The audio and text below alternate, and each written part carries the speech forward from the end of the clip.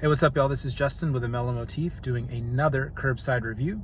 The album I'd like to talk about today is Mr. by Leslie Odom Jr. So you might not know Leslie Odom Jr.'s name, but you definitely know his voice, especially if you were caught up in the Hamilton craze back in 2016, 2017. Leslie is probably most famous for playing Aaron Burr, but he has since come out with a few major film releases, The Murder on the Orient Express, the movie Harriet that came out last fall. He also has a full-length EP he released in 2014 that was re-released in 2016 called Leslie Odom Jr.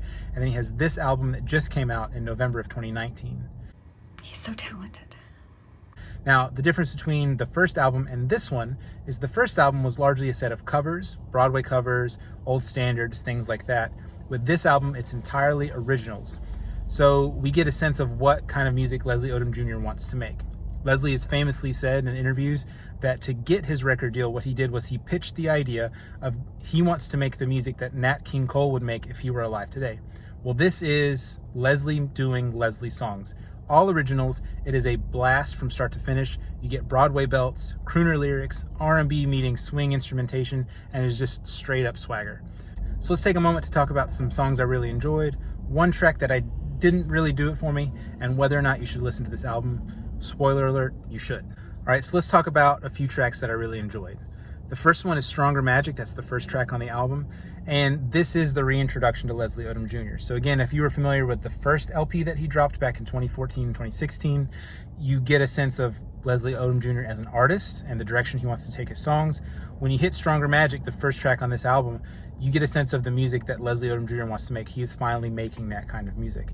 So you get big band swing, right? Count Basie Orchestra, Duke Ellington kind of jazz. You get Frank Sinatra, the crooner vibe.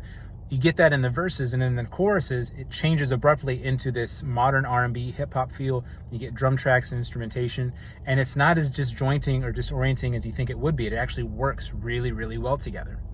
The next track I really enjoyed, probably my favorite, is Go Crazy. This one is just a straight-up blast. The music is fun. You can tell he's having a lot of fun. There's a lot of swagger on it. You get a Cab Calloway feel, so it's just like, I'm here, this is what I want to do, I'm finally doing what I love, and it's really a lot of fun. The next track that I really want to talk about is Under Pressure. And so Under Pressure has a sense of tension throughout it. So you have almost a halftime feel with the drums in the song. And then I think it's a stand-up bass or a double bass is playing a sixlet underneath the drum track. And it plays throughout the entire first verse and the chorus, drops out in the second verse, comes back in the chorus. So you have this nice, real tight tension that flows throughout the song. And then also Leslie Odom Jr. is in falsetto almost the entire time.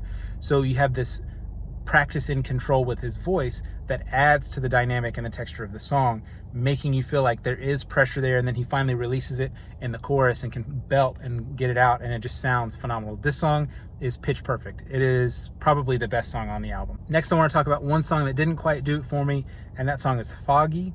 Not that it's a bad song, there are no bad songs on this album, but Foggy is low because the lyrics leave me wanting a little bit more. It's almost kind of minimal in the lyrics. It's also minimal in the instrumentation, which makes you lean on Leslie Odom Jr.'s voice to carry the song, which it can do, but it's almost too little, right? So I want more throughout the entire song, and it never gives it to me. And two more songs I want to mention very quickly are Hummingbird and Remember Black. So these are probably the most poignant songs on the album. Hummingbird seems to be very clearly written about his daughter, and as the father to a daughter, of course, the lyrics mean things to me that they might not mean to other listeners who aren't parents or aren't parents of daughters, but it's very sentimental to me. I enjoy that song for that reason. You also have Remember Black. With Remember Black, it seems to be reminding the listener of the contributions that African Americans have made to music and other arts. So there's this really great, the first stanza of the verse sets this up really well. It says, remember the tapping of your feet, the sliding across the floor, came from smiles we couldn't keep. I see you swipe the symphony, singing quite the misery, just remember that it was me. So it was just a great tune. It's a great tune with a great message, really fun. And then lastly, Freedom does something that none of the other tracks really do that Leslie shines at, in my opinion, and that's harmonizing singing with other people. And so you get his wife, Nicolette Robinson, both singing with each other, and they have a great song called What Are We Waiting For, if you want to hear more of that. So they sound great together. Leslie Odom Jr. sounds great singing with everybody. Nicolette Robinson has a great voice as well. So I mean, just putting them together is just wonderful. So those are the last few songs I wanted to mention. All right, so closing out, this is a great album. If you've been a fan of Leslie Odom Jr. but haven't experienced the kind of music he wants to make, check this out.